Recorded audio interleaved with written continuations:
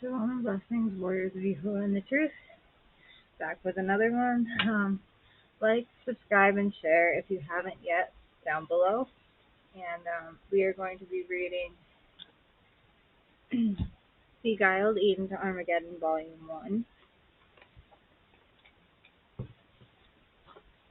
And we are on the next chapter. And then she does it in sections. This is cold-blooded. The man of sin, as a transgenic being whose spiritual structure has been fused with human flesh as a clone in Yahushua's image, completes Satan's great work. Though some may eye this possibility as impossible, such black arts of alchemy have been perfected around the world for many years. From before Hitler's day right up to our present, cloning eggs, first from frogs, have given way to federally funded research protected under executive order by President Obama on March 9, 2009. And please remember, this is for entertainment and educational purposes only. Transfigurations and genetic codes are being spliced together daily using animals and humans, hoping to create an ultimate superhuman. Identifying animal genes with specific attributes like sonic hearing and hawk vision capabilities that far exceed human ability, as well as homing talents of birds and fish, are genetic traits being targeted for introduction into the human DNA blueprint. Laws worldwide are being passed in order to deal with these demi-gods or superhumans. Such chimeras are literally bringing back to Earth the very alchemical mixing of flesh that resulted in Yahuah's flood during Noah's day. The earth also was corrupt before Yahuah, and the earth was filled with violence. And Yahuah looked upon the earth, and behold, it was corrupt, for all flesh had corrupted his way upon the earth. And Yahuah said unto Noah, The end of all flesh is come before me, for the earth is filled with violence through them, and behold, I will destroy them with the earth. Genesis 6:11-13.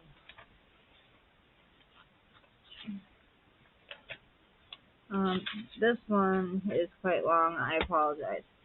Our generation is the first generation since the flood to have corrupted so much flesh like the days of Noah, and the scripture promises when this happens, the Son of Man, Yahushua, will return. Satan walking in JC's cloned image, which is coming from the DNA of Yahushua off of the Shroud of Turin, will make this all seem like he has returned just as predicted. His image will embrace a new world order and its new religion of theosophy, something the real Yahushua would never do. Theosophy ensures unification. Simply put, it is nothing more than nature worship through improved environmentalism and biological transformations to benefit only Satan's chosen. False information is being given to common people regarding global warming, loss of wetlands, lack of oil, ozone depletion, Arctic melting, etc. In order to create panic over our natural resources, this panic has allowed laws to be passed not based on credible evidence. Innocent people have suffered and will continue to be hurt in the future concerning laws enacted so deceitfully. Justification for more laws comes from man-made crises such as British Petroleum's oil spill in the Gulf of Mexico during spring of 2010. Due to an overabundance of continually escalating ecological disasters, our government has entered into the United Nations treaties establishing world laws that override our United States constitutional rights. Satan's Green Man cult is being enshrined into our laws based on unproven pseudoscience founded within nature worship instead of addressing the truth, that what Earth is experiencing is exactly the trend of disasters the Bible predicted for end times. Illuminated wise men are pushing mankind into consciously becoming one with the cosmos. Omega is set to begin when humanity assumes its destiny as an intelligent intermediary between superhumans and nature. Ending of old things, once considered taboo, will herald humanity as demi-gods. Satan is set to reveal his Yahuah-like kingdom to all people as part of this Omega by offering paradise on earth. Mankind will believe his lies, thinking he can transform earth back into the Garden of Eden. As Satan deceives the world into believing we can recapture the Garden of Eden because he will claim it was rightfully ours at the time, Yahuah will begin to pour out his wrath on humanity. Remember, Satan and Yahuah had major differences even before Adam and Kua, or Eve, were created. The tree of knowledge of good and evil already had its name, so there was a problem between Yahuah and Satan that led Yahuah to warn Adam about the tree. Yahuah had originally created Satan as an anointed cherub, an angel or messenger of heaven, or Shamayim. Yahuah called him Lucifer, and he was one of the most privileged angels or messengers in the Shamayim. Unfortunately, Lucifer became so filled with pride over all Yahuah had bestowed upon him that he decided he wanted to be Yahuah. Out of selfishness, Lucifer began a rebellion against Yahuah that had continued from then until now. Thus says the Adonai Yahuah, you were the seal of perfection, full of wisdom and perfect in beauty. You were in Eden and the Garden of Yahuah. Every precious stone was your covering. The workmanship of your tabrets and your pipes was prepared in thee in the day thou wast created. You were perfect in your ways from the day you were created till iniquity was found in you. Ezekiel 28:12 through 13 and 15. It is clear Satan's intent in the midst of Eden was to overthrow Yahuah's throne. Satan's rebellious nature forced Yahuah to throw him and those angels who followed Satan out of heaven. When Adam and Eve, or Kua, fell into Satan's clever and seductive trap of making them look to him for knowledge, he took dominion over earth from Adam and became prince of the power of the air. Adam should have defended Eve, or Kua, from the serpent and stood his ground as her husband. But he succumbed to lust of his own flesh, which the serpent was offering. From the moment Adam and Kua, or Eve, ate forbidden fruit, an ongoing battle between Satan's tree of good and evil knowledge has raged against Yahuah's tree of life throughout history. Satan's final act of defiance by using flesh from a clone body that alchemy has resurrected from Yahusha's blood will take the cake. Such an act of hatred is the ultimate abomination. Satan in the very flesh of, they're going to say he's JC, but he's really just a false name placed upon a clone that's going to look like Yahusha. But Yahusha will return in the end, once all of the devastation and all of the evil is gone. Satan in the very flesh of Yahusha attempted to use Messiah's powerful, redemptive, and miraculous blood for evil. But this is an act of hatred, and it's an ultimate abomination for Satan to come in the flesh of Yahusha. Using the name JC anyways. It's not even his name. Yahusha was the son of Yahuah, and in essence, Yahuah made flesh. Satan has chosen Yahusha's body for his charade to hide inside, so he can stare out at a world who will worship him because of his image. Mankind will never see evil lurking within until it is too late. And Yahuah will make sure we are safe. His chosen people will be safe while all of the devastation is happening around us. This abomination will cause desolation. Hold on. Mankind will never see evil lurking within until it is too late. This abomination will cause desolation because it is the most heinous mixing of opposites that has ever occurred in the history of this world. Satan's spirit, or Ruach, in Yahuah's flesh. Satan knows how powerful he will be in Yahuah's image and the impact he will have on pushing mankind into the battle of Armageddon. This great battle of all battles will be fought both in the spiritual and physical realms.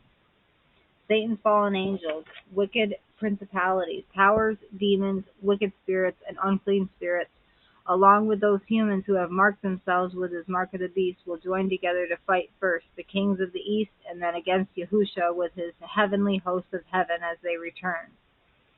Satan's full support comes because he has empowered human minds with false hope of establishing heaven on earth.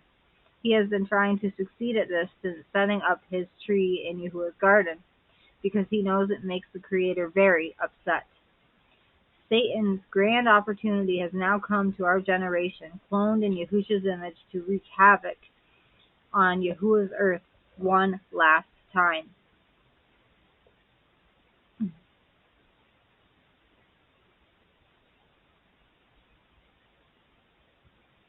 Sorry guys, I lost it. Okay. Bodily resurrection from the dead through cloning allows Satan to harness a false power over the very death his sin brings to flesh. The scriptures foretells about a final generation of people wanting to die, and death flees from them. And in those days shall men seek death, and shall not find it, and shall desire to die, and death shall flee from them. Revelation 9:6. Cloning Yahushua provides living proof life after death is possible by being able to return to our physical realm. People are going to believe he is, in fact, the risen Messiah because of total support from Vatican hierarchy. The clone is already climbing quickly to power. Soon his actions and peaceful initiatives performed in Yahushua's image will eventually be all Satan needs to prove he is Yahuwah. The image is just like Cain, who worked for years next to his brother, seemingly pretending to be good, then in a moment slew Abel without remorse. Those not believing the image is the risen Messiah will quickly be rounded up or killed.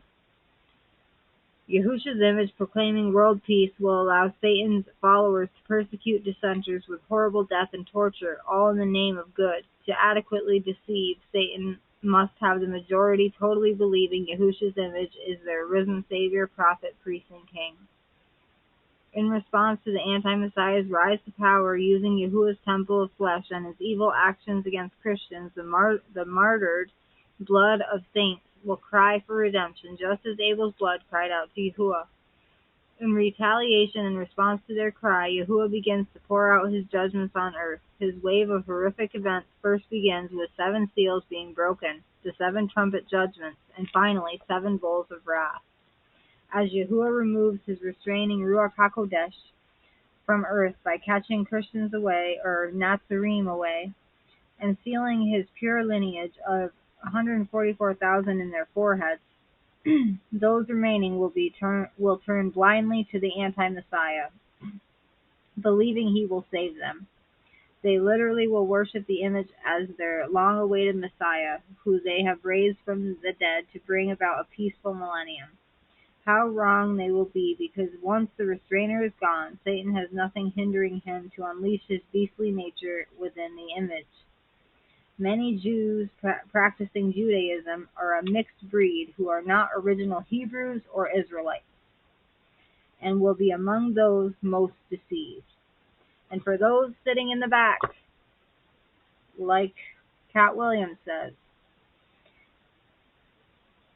the Jews practicing Judaism are mixed breed who are not original Hebrews or Israelites. And those will be among those that are deceived. They have always been unable to accept Yahushua's crucifixion because they felt he died without setting up Yahuwah's kingdom for them on earth. This is why an image of JC resurrected with blood from the Kodesh shroud will fulfill what they have been longing for all along. His image will make them believe he has come back to establish his kingdom on earth and nourish them by bringing peace to the Middle East. Because the clone arises from the house of Daoud or David, observes Jewish law, encourages Israel to walk in light and fight Yahuwah's wars, Jewish people will embrace him. They have been ritually waiting for Yahushua's appearance by setting an empty place at their tables for the prophet Elijah to first come and dine with them based on Malachi 4:5-6. Unfortunately, Elijah has already come in the persona of John the Baptist, or Yehukanan the Baptist. The kingdom Yahushua's clone is setting up is Satan's kingdom on earth and not Yahuwah's kingdom. This very well-planned deception will fool not only Jews, but encompass support for all nations at first. It will directly impact those who have joined forces under his new world order. The cloned image is already magnifying his love of all people and religions. He is also pushing peace and prosperity through his connections to several large charitable organizations. His power over top echelon of secret societies will soon garner him enormous support from initiates due to their blood oaths. Jews will envision their continued hold on the Promised Land because of his Jewish roots. And the Vatican hierarchy is all set to acknowledge he is Yahushua. He meets all the qualifications of a returned Messiah, something no other prophet like Muhammad or a pagan Elohim like Allah or Vishnu or Krishna has ever done. This is like an evil parallel twist to the biblical account of Exodus 7:8-13, where Aaron's rod becomes a larger serpent that swallows up all the other Egyptian or Mithrite serpents.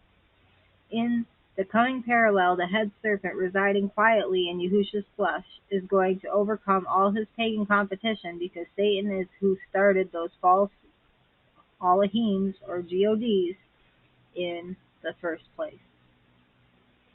And that is the end of that chapter. Next time we will be reading a shorter one, a shorter section. Seeing is believing. And after that is the Book of Job proves Satan's power is real. I just wanted to give you guys a quick little prelude of what we're going to be reading next. I hope you guys enjoyed the lesson. And now it's time to praise Yahuah.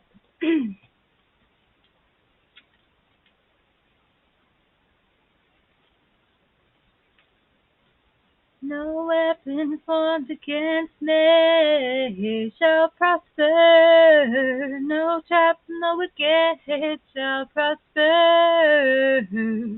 No snare from the devil shall prosper.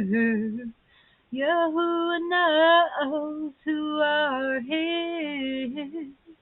Do your utmost to show yourself approved.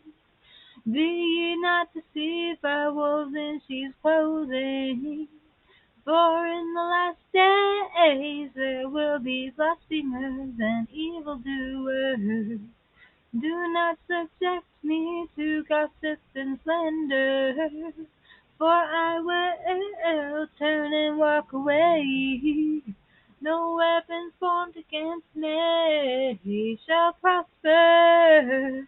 No trap from the wicked shall prosper. No snare from the devil shall prosper. Praise the Most High for his loving kindness. The Ruach HaKodesh sustains me. Do not subject yourselves to the wicked. It will only ever end in strife. Do not cast your pearls unto swine. Yahuwah says, stay steadfast, keep my commands, for I call you mine. Resist the devil, and he will flee from you. And purify your heart. I love you all. We love you all with an everlasting love, as our Abba Yahuwah and the Shamayim loves each and every one of us. Ready?